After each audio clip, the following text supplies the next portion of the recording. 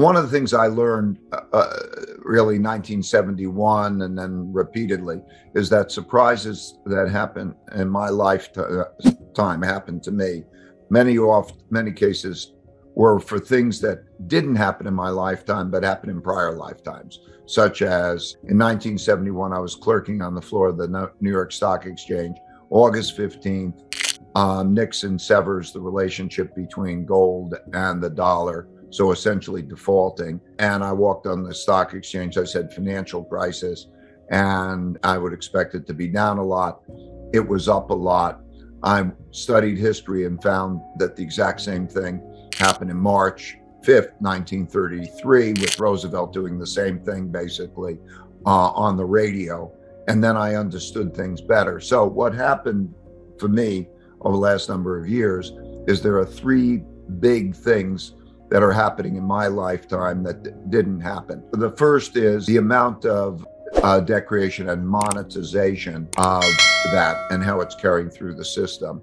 The second is the amount of internal political, social, economic conflict that is now going on. The third is the rising of a great power to challenge the existing world order and the existing world power of China, and the geopolitical, in which, when I was born in 1949, and 4 years after the New World Order began in 45, and the United States, of course, was a much more dominant country then, had 80% of the world's gold, 50% of the world's economy, the monopoly on military power because of nuclear and all of that. And it's declined on a relative basis. And that led me to do research, needed to do the last 500 years of research to follow.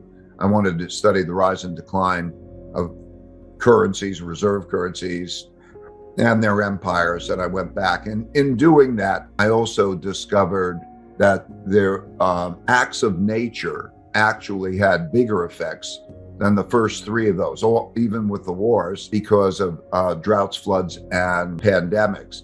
And I know that you really have thoughts about climate change and its effects. So I'll be interested in hearing those, because I think that's a factor. And then number 5 was the greatest, of course, is man's capacity to adapt and invent, because in one way or another, if you look at that, per capita income rises, living standards rise over periods of time.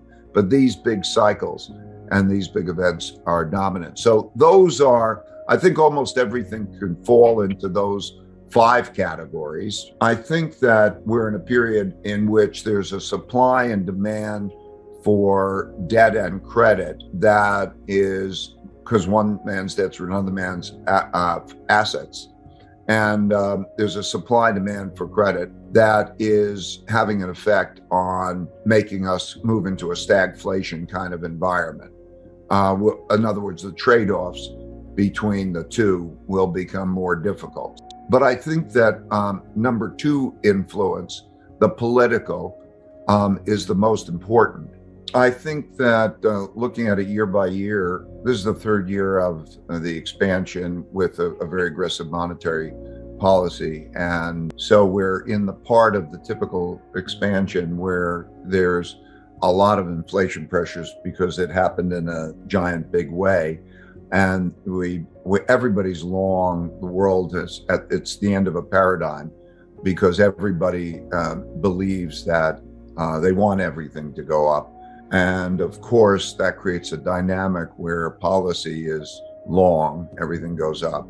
And of course, that happens by creating money and credit, debt, which creates debt. And that dynamic means that you must have a decline in real wealth. So if we take it chronologically, I think there's the short-term cycle, which is usually the business cycle, takes 7 years on average, and give or take, depending on where you start the cycle, give or take a few years. I think we're moving along here quicker. So we're now going to be in a very tight environment, and that changes everything. Cost of debt is changing, and all of those things are changing. And like all bubbles, or paradigm shifts, the mentality that did exist, we don't have to worry about inflation, cash is a safe place, and so on, gets a shock. There's a punch in the face. There's been a 40-year bull market, and there's a punch in the face to all investors. We're going through it as Jeremy describes. And when that happens, things that were never supposed to happen, because everybody believes in the tech companies, and that which is the same as the Nifty 50 or the .com companies, they get hammered, right? So like you say, 75% decline in Kathy Wood's funds and so on and so forth. So I think as we'll come to the 2022 elections, and that'll have economics and markets as a big impact. So we'll be in the 2022 elections. I think that you'll see greater political extremism coming out of that. Moderates are leaving, and even those who are running are populists. My main things are, first, cash is trash, and that there's in bonds and debt, it's not going to be good, and the claims of financial assets. So either avoid those or position yourselves so that when those things operate, and position yourself for inflation. And so there are investments, lots of investments pertaining to inflation. I agree with Jeremy's comments about commodities, and the big commodity cycles are reactive. There's a giant, just like the 40-year bull market in bonds, associates with a commodity cycle where everybody adapts to that. Companies don't hedge, inventories are drawn down. There's less investment in those things. When that switches to that kind of an environment. And the big overarching thing is that the amount of financial claims that exist, and there's charts in my that I repeatedly show when I deal with the changing world order. What is the amount of financial claims, assets, relative to real assets? And you could see that through history, when those financial claims, it's like a bank has too many IOUs on its real money and that thing, then you always get into these environments where it's undesirable to own the debt and you have negative real returns. And so to position one's portfolio in a tilt that way. But of course, the way that we do it is to separate alpha and beta, right? So two parts, core, because we're all talking tactical. How do you create a truly well-balanced core portfolio?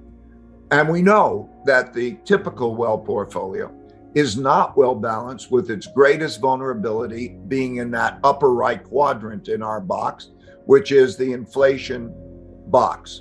And we know that we're in that environment. So from a starting point of view, I would encourage all investors to look at that box, those four quadrant box, that box that we have: rising inflation, falling inflation, rising real growth relative to discounted, falling real growth relative to discounted, and see what the biases are in those portfolios. I believe that now you can simultaneously reduce risk and raise returns, reduce risk of that portfolio by having more in that upper right quadrant, rising inflation, and you will reduce your risk, because if you look at your portfolio, typical investor's portfolio, that is the environment that it is missing. So you start with that. How do you get more neutral? How do you get better balanced? And you cover yourself from that exposure. And then you make your tactical moves around it. And the tactical moves, again, should not be in those debts. It should be very well diversified. I think that the social and political conflicts are going to be a big investment thing coming forward. And so that'll mean, and the way I look at it is, I want to look at places that have good income statements and balance sheets. So when I say places, I mean countries, as well as individual that make up those countries, the individual people and the individual companies. So do they have a good income statement, financial stability? Do they have a good balance sheet so that they can weather those things? And also, it's a sign of their productivity. Are they productive? And then number two, are they civil with each other? I really do believe that internal conflict and bad finances are going to be defining characteristics of where to invest or even where to be. And then if I carry that forward to the third, am I going to have in the risk of being in a international war, an important international war? We're living in a world where we have three major currencies are fiat currencies with the same kind of problems. So you can't look at one currency in relationship to another. I think people make a lot of mistakes of thinking, it's an ugly contest. And the questions that we're going to be in is storehold of wealth. Okay, what is your storehold of wealth? And a money is a storehold of wealth that also is widely accepted in other countries so that you can move it around.